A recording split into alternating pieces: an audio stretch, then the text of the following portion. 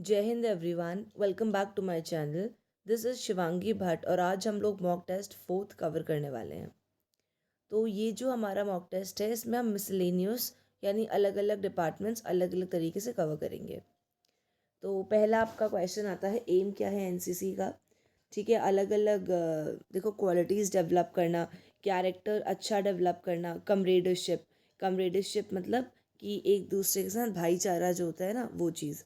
Discipline, secular outlook, spirit of adventure, sportsmanship और एक selfless service.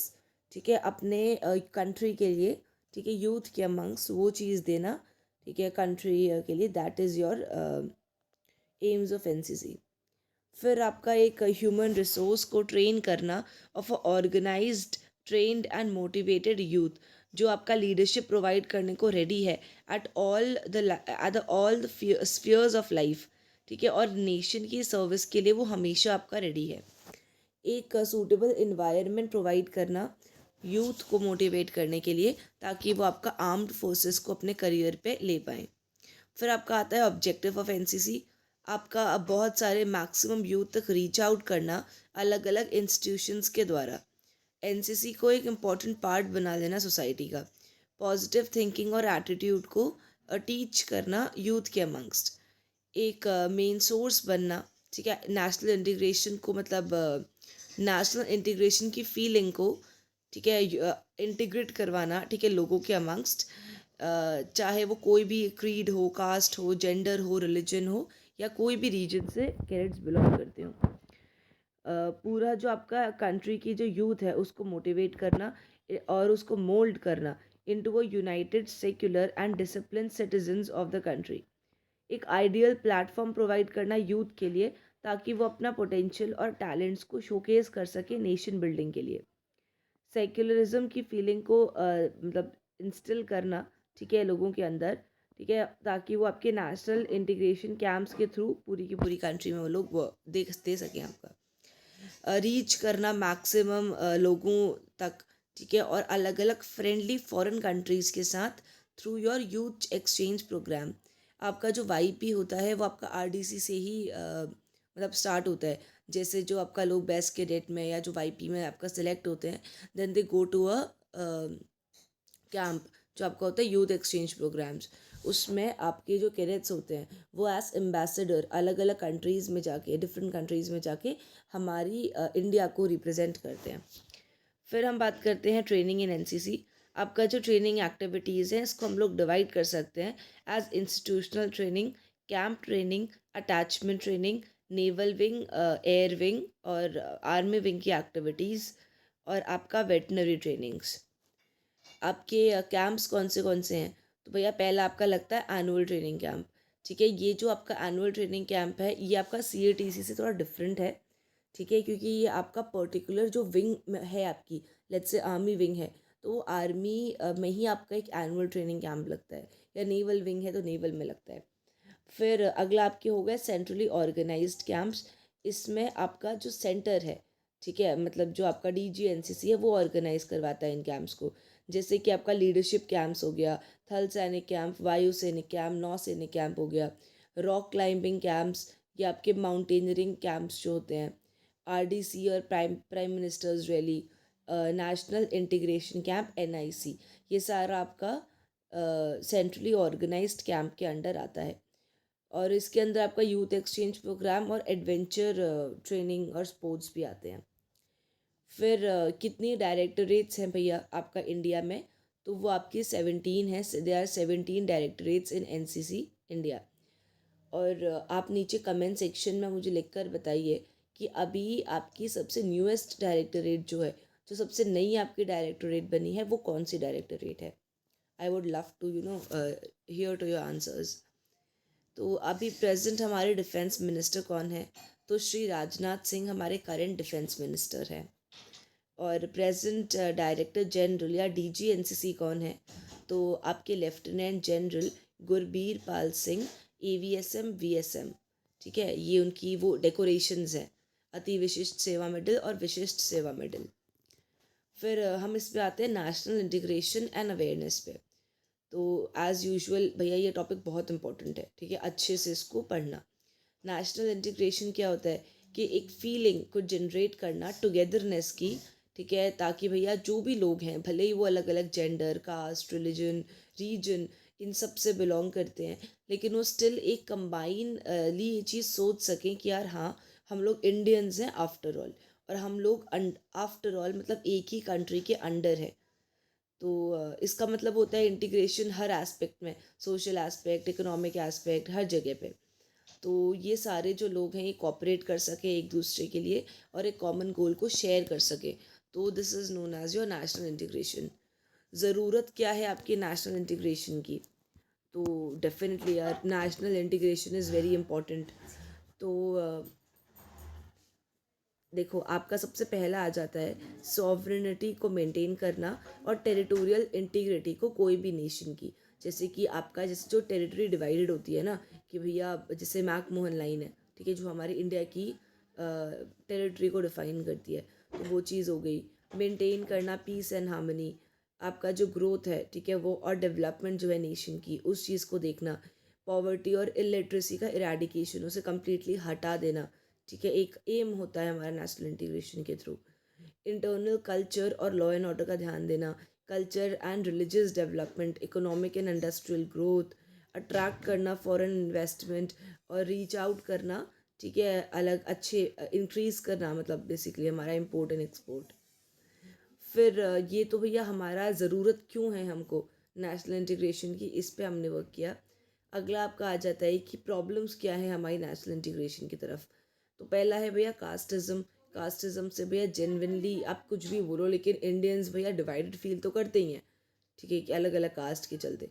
Communalism, ठीक है, दैट इज़ योर मतलब आपका जो रिलीजन है, ठीक है, जैसे कास्टिज्म तो कास्ट के बेसिस पे है, कम्युनलिज्म आपका रिलीजन के बेसिस पे हो गया।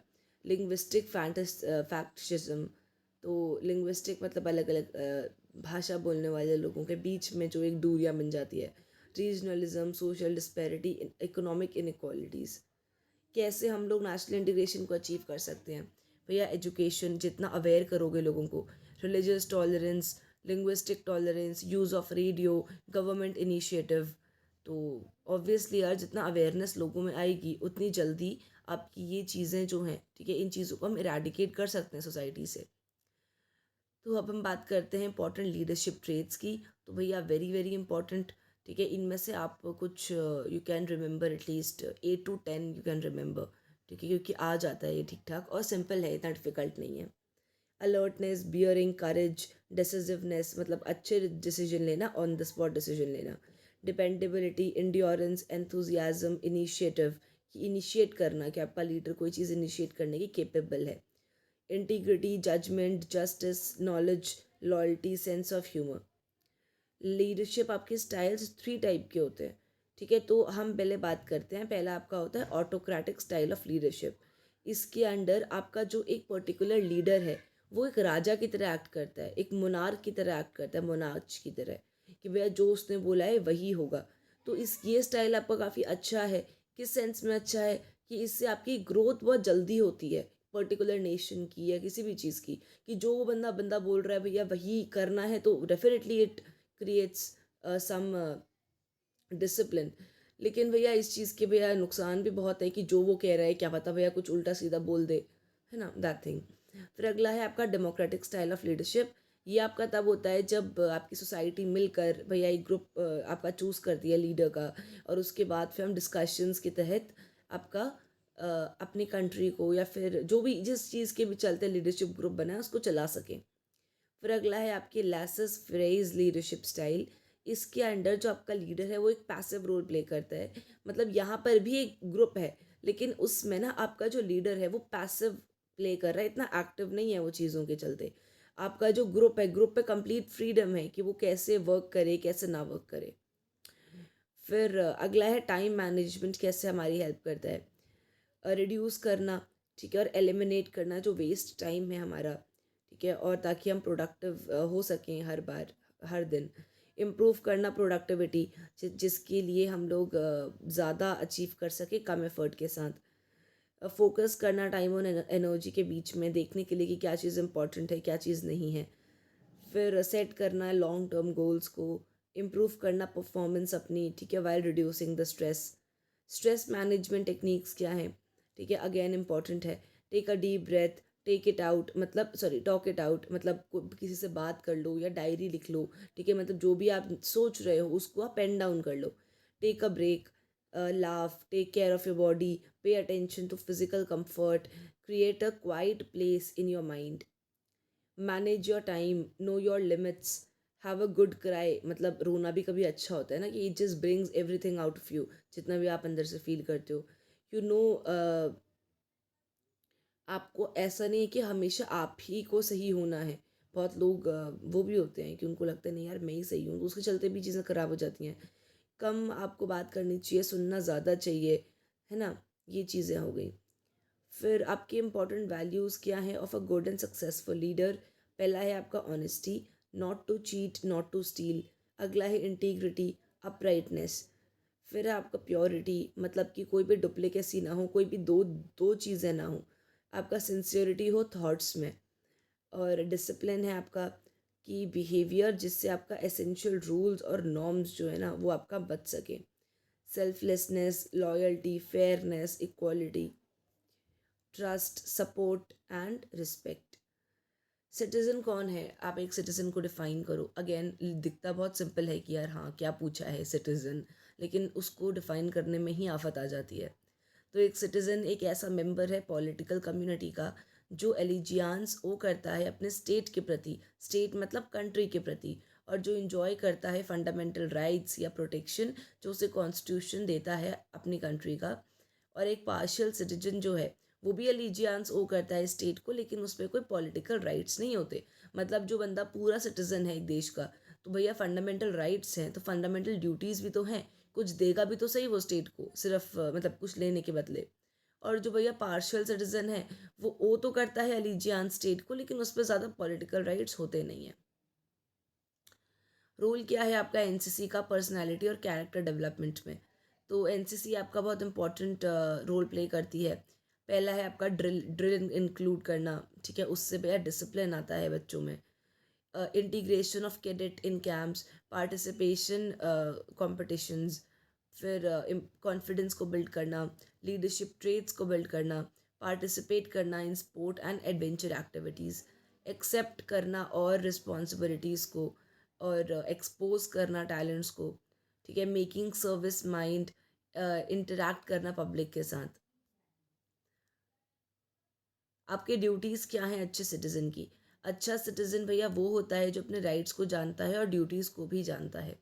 वो हमेशा लॉयल रहता है, अलीजियंस वो करता है स्टेट के प्रति, पेट्रियाटिज़म होता है उसके अंदर, मतलब देशभक्त होता है, प्रिजर्व करता है अपनी इंडिपेंडेंस अपनी कंट्री की।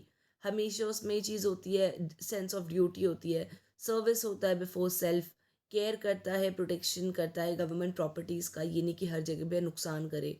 हाई कैरेक्टर का होता है, जैसे मान लो पानी बह रहा है कोई गवर्नमेंट हॉस्पिटल सार्वजनिक शौचालय में, ठीक है, और तुम देखते हो इग्नोर करके आ गए, इसके अच्छा यार तुमको लगा कि यार टैप खुला है, ठीक है, पानी वेस्ट होगा, अल्टीमेटली तुमने टैप बंद कर दिया। तो दैट इज़ इट। एक अच्छा सिटीज़न जो है वो भैया वो करता है अदर सिटीज़न के राइट्स भी अपने तरह ही इम्पॉर्टेंट, मतलब ऐसा नहीं है कि सिर्फ मेरे ही राइट्स हैं, सामने वाले को राइट्स को भी वो इक्वल इम्पॉर्टेंस देता है। तो आज की वीडियो में बस इतना ही। आई होप कि आपको इससे कुछ अच्छा सीखने को मिला होगा। और कोई आपके पास कमेंट्स क्वेरीज हों तो आप वो टेलीग्राम ग्रुप में लिख सकते हैं। बाकी मिलते हैं नेक्स्ट मॉक पेपर में। Till then thank you, take care and जय हिंद।